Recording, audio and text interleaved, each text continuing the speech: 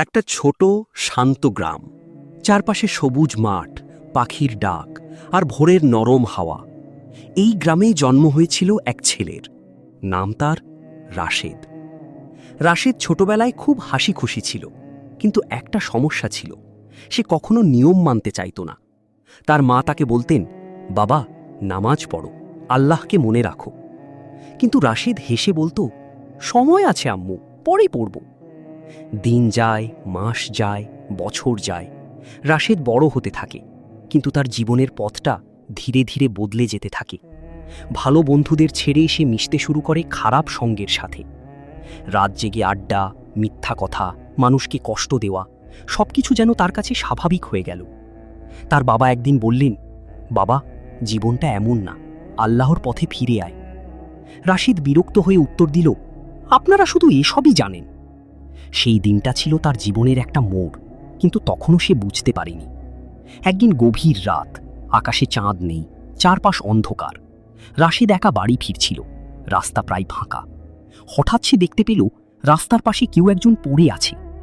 একজন বৃদ্ধ মানুষ, দুর্বল অসহায় মানুষ, পাশ দিয়ে যাচ্ছে, কেউ থামছে না।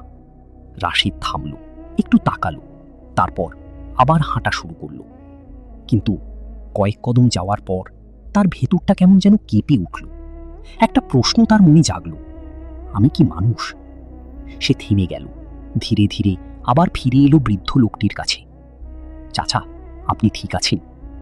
কোনো উত্তর নেই। সে দ্রুত কাছের দোকান থেকে পানি এনে দিল। বৃদ্ধ লোকটি ধীরে চোখ খুললেন, তার দিকে তাকালেন, একটা দুর্বল হাসি দিলেন আর বললেন, বাবা, আল্লাহ তোমাকে হিদায়ত দান করুন। এই কথাটা, এই একটা বাক্য, এই একটা বাক্য রাশেদের হৃদয়ে যেন ঝড় তুলে দিল। সেই রাতে সে ঘুমাতে পারল না। তার অতীত, তার ভুল, সবকিছু যেন একে একে সামনে ভেসে উঠতে লাগল। সে নিজেকে প্রশ্ন করল, আমি এতদিন কি করেছি? আমি কোথায় যাচ্ছি? ভোর হলো, ফজরের আজান ভেসে এলো। আল্লাহু আকবার, আল্লাহু আকবার। রাশেদ জানালার পাশে দাঁড়িয়ে রইল। তার চোখে পানি, অনেক দ্বিধা, অনেক ভয়। কিন্তু সে সিদ্ধান্ত নিল, আজ সে মসজিদে যাবে। সে অজু করল। প্রতিটা পানির ফোঁটার সাথে যেন তার পাপগুলো ঝরে পড়ছিল। সে মসজিদের দিকে হাঁটতে লাগল। প্রতিটা পদক্ষেপে তার বুক কাঁপছিল। মসজিদে ঢুকে সে এক কোণে দাঁড়িয়ে পড়ল। ইমাম সাহেব তখন বলছিলেন, আল্লাহর রহমত থেকে কখনো নিরাশ হইও না।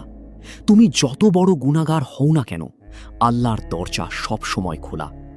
রাশেদের চোখ দিয়ে অশ্রু গড়িয়ে পড়ল। সে সিজদায় পড়ে গেল আর কাঁদতে লাগল, হে আল্লাহ, আমাকে মাফ করে দাও, আমি ফিরে আসতে চাই। সেই দিন থেকে রাশেদের জীবন বদলাতে শুরু করল। সে নামাজ শুরু করল, কোরআন পড়া শুরু করল, খারাপ বন্ধুদের ছেড়ে দিল, মানুষের সাথে ভালো ব্যবহার করতে লাগল। মাস কেটে গেল। একদিন সে সেই জায়গায় ফিরে গেল যেখানে সে বৃদ্ধ লোকটিকে সাহায্য করেছিল।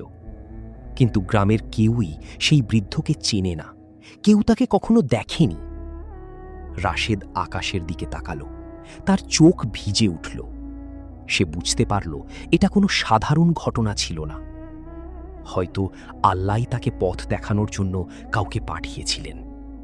সে ধীরে বলল, হে আল্লাহ, তুমি আমাকে অন্ধকার থেকে আলোর পথে এনেছ।